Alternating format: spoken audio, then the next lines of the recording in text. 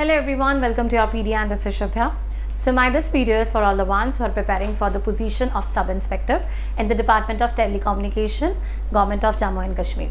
Now you see total आपको पहले vacancies out हुई थी, they were 83 number. बाद में आपकी 21 vacancies और add हो गई, तो अब हमारे पास total vacancies हैं 104. और हमारे पास एग्जाम के प्रिपरेशन के लिए भी बहुत अच्छा टाइम है. The exam is expected to be conducted near to it is in June और जुलाई टेंटेटिव आपका मेंशन है. So 3 months a good strategy can be made in that particular time. Now the third important thing is कि आपको paper का pattern पता होना चाहिए. That every question is of 2 marks. Total आपको 100 क्वेश्चन आने वाले हैं एंड 200 मार्क्स का आपका पेपर है. टाइम पीरियड जो हमें मिल रहा है दैट इज 120 minutes. अब जो लेवल ऑफ एग्जामिनेशन अगर मैं पर सब्जेक्ट वाइज जाती हूँ, talking about one particular subject which I will be discussing in this video is English.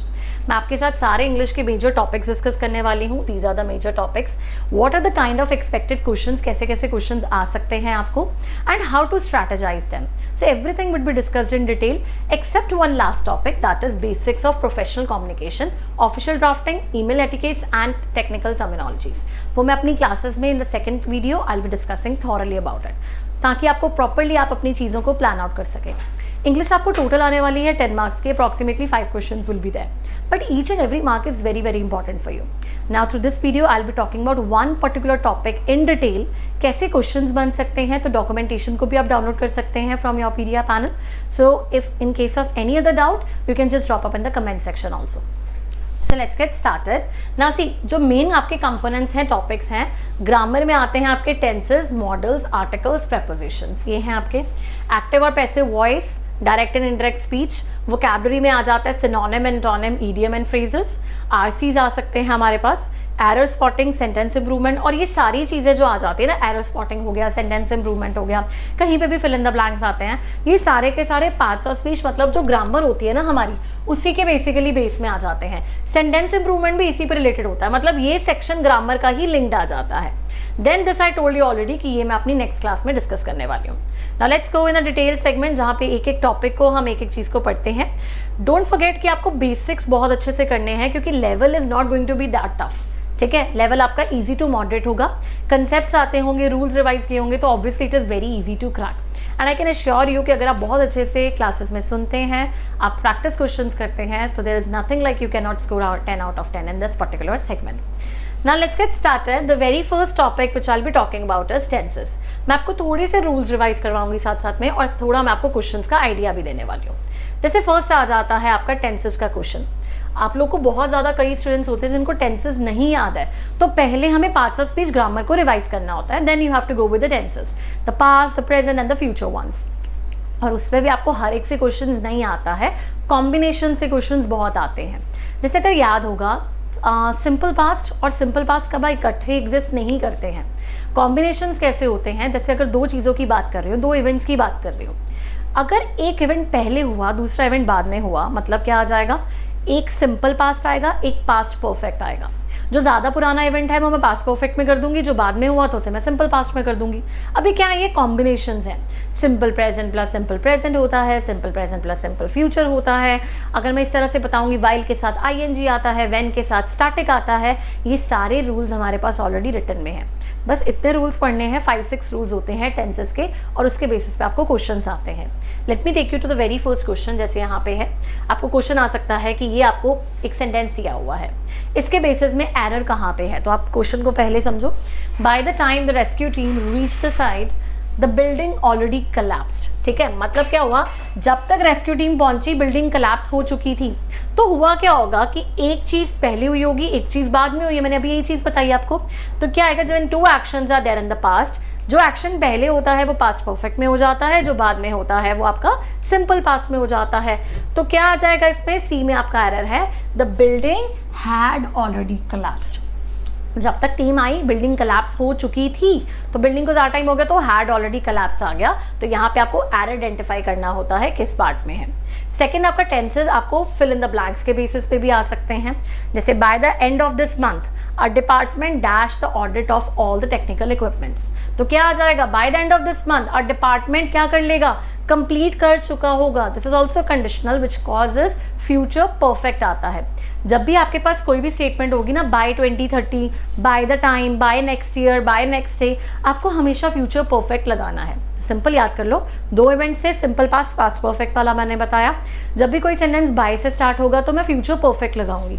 Easy है ये भी, ठीक है। तो क्या आ गया यहाँ पे, फ्यूचर परफेक्ट में will have finished. But obviously आपको टेंस के बेसिक्स आएंगे तो ही आप ये चीज़ें कर पाएंगे। सेकेंड, अगर मैं मॉडल्स की बात करती हूँ, मॉडल्स भी आपको ग्रामेटिकली चेक करने की तरह भी आ सकता है, फिल इन द ब्लैंक्स के बेसिस पे भी आ सकते हैं। जैसे the weather forecast says it is going to be very cold tonight, so it dash snow later evening. तो क्या है, ये जो मॉडल्स होते हैं ना, जैसे कैन होता है, कुड होता है, मे होता है, माइट होता है, शेल होता है, शुड होता है, मस्ट होता है, विल होता है, मतलब ये सारे जो हमारे मॉडल्स आते हैं they are in number and you have to just revise कि कहाँ पे कौन सी चीज़ को यूसेज करते हैं। जैसे कैन एबिलिटीज़ के लिए आता है, कुड आपका पोलाइट वे में बात करने के लिए आता है, शेल आपका प्रोबेबिलिटी के लिए आता है। अब यहाँ पे क्या बात हो रही है कि जो वेदर फोरकास्ट कहता है कि शायद बारिश होगी, तो जब आपकी एक्सपेक्टेशंस, प्रेडिक्शंस आती हैं, प्रोबेबिलिटी आती है, तो हम उसके लिए माइट यूज करते हैं। क्या आ जाएगा, बी ऑप्शन यहाँ पे आ गया। या आप डॉक्यूमेंटेशन को अच्छे से पढ़ना, because everything is made in a very crystal clear format. यहाँ पे आपको क्वेश्चंस हैं, बाद में मैंने ऑप्शंस की रिवीजन भी बताई है कि यही पर्टिकुलर आंसर क्यों है। तो डॉक्यूमेंटेशन को आप अच्छे से वेरीफाई कर सकते हैं, you can read it on your own. So identify, यहाँ पे जैसे पार्ट आ गया, आपको कौन सा एक्सप्रेस करना है। You should not had shouted at the centurion yesterday. अब शुड नॉट नहीं आएगा, शुड नॉट हैव शाउटेड आ जाएगा, क्योंकि यहाँ पे मॉडल आ जाता है आपका, model plus have plus V3 होता है।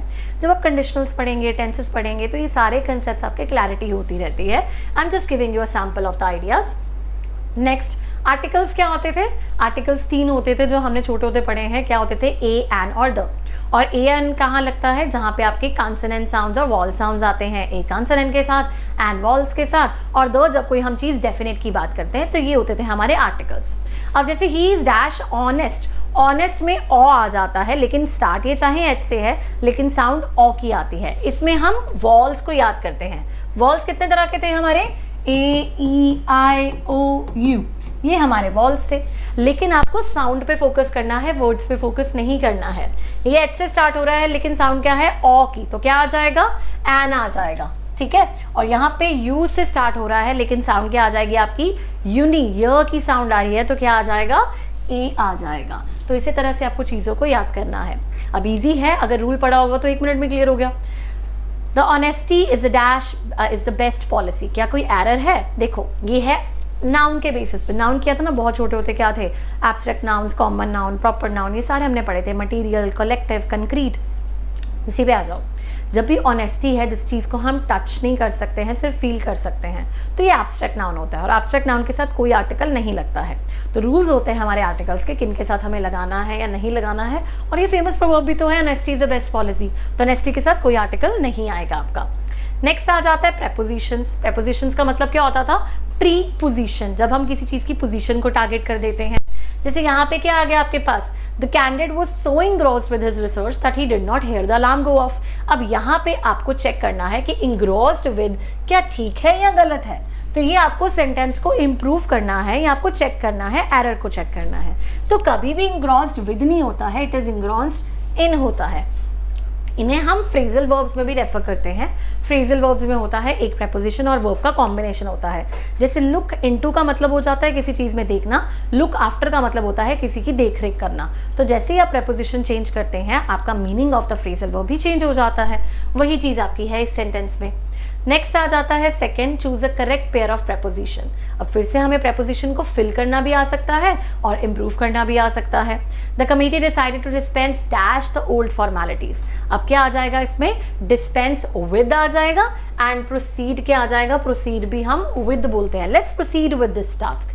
तो ये आपको कुछ फ्रेजल वर्ब्स होंगे, आपको याद करने होंगे। लिस्ट होती है इंपॉर्टेंट वाली, और अगर आप उसको रीड कर लेते हैं तो ऑब्वियसली ये ईजी है वर्ड्स आपके लिए।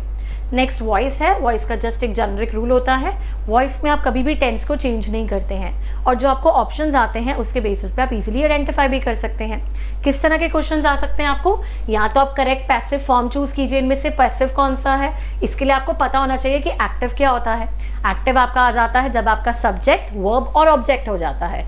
पैसिव जब ऑब्जेक्ट मेन आ जाता है और बाय हमारा क्या आ जाता है, सब्जेक्ट आ जाता है।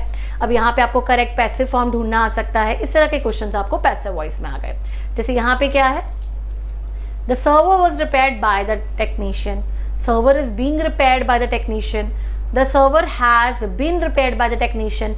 अब the server is repaired by the technician, original sentence क्या है, रिपेयरिंग है, जिसमें आईएनजी होता है उसमें बीइंग जरूर लगता है। तो क्या आ जाएगा हमारा आंसर, इज बीइंग, बी वाला आ जाएगा। अगला आ जाता है पैसिव फॉर्म करनी है हमें, the department is to complete the audit by Friday. अब क्या आएगा, द ऑडिट, ऑडिट आगे आ जाएगा, बाय द डिपार्टमेंट पीछे आ जाएगा। कोशिश करना है एक भी वर्ड मिस नहीं करना है। कई बार ऑप्शंस में आपको वर्ड जैसे दिए होंगे, कईयों में आपको लगेगा यही ठीक है, लेकिन उसमें कोई ना कोई वर्ड मिस किया होगा। सपोज किसी में बाय फ्राइडे मिस कर दिया तो वो आंसर गलत है, चाहे बाकी सारी स्टेटमेंट ठीक भी है।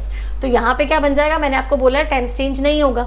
तो यहाँ पे इज कहाँ पे आ रहा है, वॉज हो रहा है, इज बीइंग आईएनजी नहीं है, इज व्हेन ये तो सेंटेंस ही करा था, तो एक ही बचा। तो इस तरह से जब आप प्रैक्टिस क्वेश्चंस बहुत ज़्यादा करोगे तो आंसर्स इजीली डिकोड कर पाओगे। नेक्स्ट आ रहा है आपका यहाँ पे डायरेक्ट इनडायरेक्ट, वो भी आपको आ सकता है करेक्ट फॉर्म फाइंड करना, कौन सी क्लासिफाई करना, या फिल इन द ब्लैंक्स के वे में आ सकता है। ज़्यादातर आ जाता है कि करेक्ट फॉर्म कौन सी है, जैसे सेंटेंस कन्वर्जन, उसके लिए आपको पता होना चाहिए, राइट। नेक्स्ट क्या आ जाएगा आपका, देखो एक बारी आप खुद से भी ये सेंटेंसेस को पढ़ सकते हैं। Call the first witness said the जज। अब ये क्या होता है, इम्पेरेटिव्स होते हैं जब आप कमांड देते हैं। तो क्या आएगा, द जज कमांडेड, किसको कमांड किया होना है, यहाँ पे आ जाएगा commanded them to call the witness first. अब डायरेक्ट और इनडायरेक्ट में क्या होता है, आपका टेंस चेंज हो जाता है। मैंने वॉइस में बोला था टेंस चेंज नहीं होता, बट डायरेक्ट इनडायरेक्ट में टेंस चेंज होता है। जो आपका प्रेजेंट में होता है वो पास्ट में चला जाता है, जो पास्ट में सिंपल में होता है वो परफेक्ट में चला जाता है। तो इस तरह से आपको आइडेंटिफिकेशन पे क्वेश्चंस आते हैं। नेक्स्ट आ जाता है आपका सिनोनिम। वोकैबुलरी के बेसिस पे भी बहुत क्वेश्चंस बनते हैं। सिनोनिम हो गया, एंटोनिम्स हो गया, आपका वन वर्ड सब्स्टिट्यूशंस होता है, इडियम फ्रेजेस होता है। लेकिन पेपर में ज़्यादा वन वर्ड में कम पूछा जाता है, इडियम्स बहुत पूछे जाते हैं, सिनोनिम्स बहुत पूछे जाते हैं, एंटोनिम्स भी। प्रोवर्ब्स भी कम आते हैं। प्रोवर्ब आपको आया था प्रेपोजिशन के बेसिस में, याद हो तो, जब आपको एरर चेक करना था, द लगा हुआ था तो आर्टिकल्स में था ये क्वेश्चन। अब आ जाते हैं सिनोनिम। यहाँ पे आपको कैसे आ सकता है, स्टेटमेंट दी जाएगी आपको और आपको चेक करना है। जैसे ये डार्क वर्ड है, मेटिकुलस का मतलब किससे साथ रिलेटेड है, तो मेटिकुलस होता है जो पर्सन है बहुत ध्यान से अपना काम करता है। तो सिनोनिम मतलब एक जैसा आंसर आएगा। तो यहाँ पे हैफर्ड इज अ नेगेटिव वर्ड, ठीक है। स्क्रपलेस आ जाता है वो पर्सन जो बहुत ज़्यादा डिटेल के साथ काम करता है। तो यही हमारा सिनोनिम क्लोजेस्ट बन जाता है, क्योंकि बाकी दोनों भी रिलेटेबल नहीं है। ये हमारे वर्ड्स आ जाते हैं। उसी तरह से आपको नेक्स्ट में पूछा गया टेंशन क्या होता है। टेंशन होता है जब आप बहुत ज़्यादा एक चीज़ है जो आप कोई क्लैरिटी के साथ करते हैं, राइट, एंड कोई चीज़ है जो बहुत ज़्यादा विग्रस इन नेचर है, बहुत एक्सप्रेशन वाइज क्लियर आ जाती है। द सीयर्स ट्रांशेंट ऑब्जर्वेशंस, बहुत क्लियर, बहुत ध्यान से देखा उसने ऑब्जर्वेशंस को, डिटेल ऑब्जर्वेशन की, तो उसको नियर सिनोनिम आपको ढूंढना है। वेग नहीं आंसर आएगा आपका, इंसेसिव हो सकता है, लाइट हार्टेड यहाँ पे लिंक नहीं है, और रिडंडेंट भी यहाँ पे लिंक नहीं आता है आपका। नेक्स्ट आ जाता है एंटोनिम। अब जो लिस्ट ऑफ द वर्ड्स है मैम, ये कहाँ से, there are only fix words जो आपको पढ़ने होते हैं। हर वर्ड पढ़ना और याद करना जरूरी नहीं है, क्योंकि इंग्लिश में तो इस तरह से बहुत वर्ड्स हैं, बट हार्डली आपकी वोकैबुलरी के लिए 300 की 400 के अप्रॉक्सीमेटली वर्ड्स होते हैं। वही वर्ड्स की मीनिंग आपको पता होना चाहिए मैक्सिमम, और उस पर से भी 100-200 आपके मैक्स आ जाते हैं। जिसको रीड करोगे मोस्ट चांसेस होते हैं कि उन्हीं में से आपके क्वेश्चन बनते हैं, not from any other word. नहीं तो बहुत ज़्यादा ट्रैप हो जाओगे क्वेश्चन के वोकैबुलरी को पढ़ते पढ़ते। रेगुलर हैबिट करना। एंटोनिम होता है किसी चीज़ का ऑपोजिट।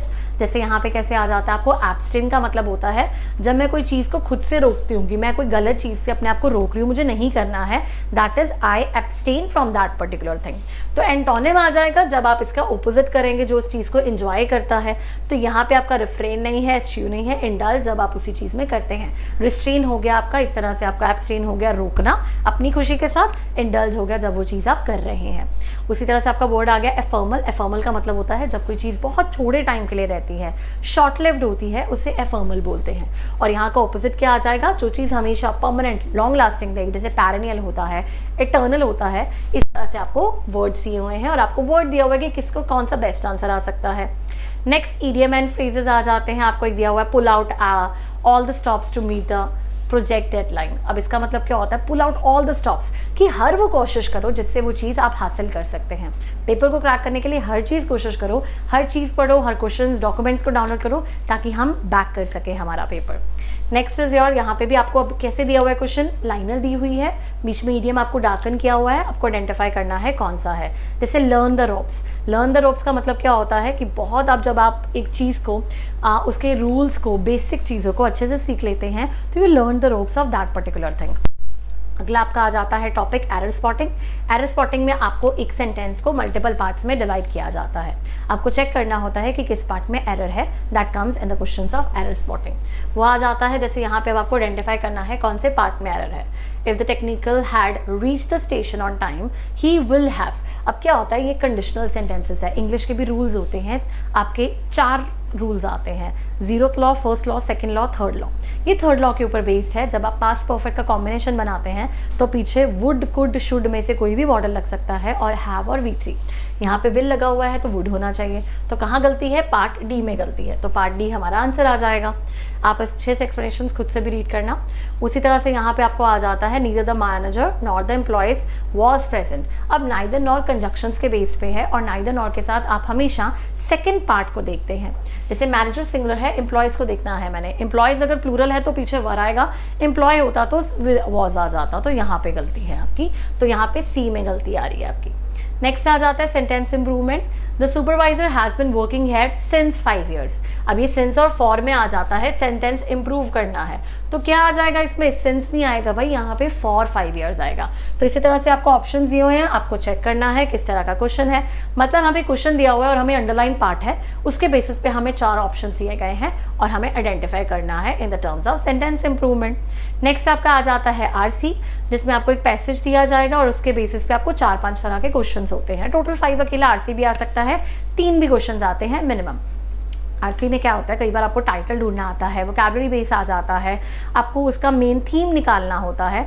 तो आरसीज पढ़ने के मल्टीपल ट्रिक्स होते हैं, that is explicit reading, implicit reading.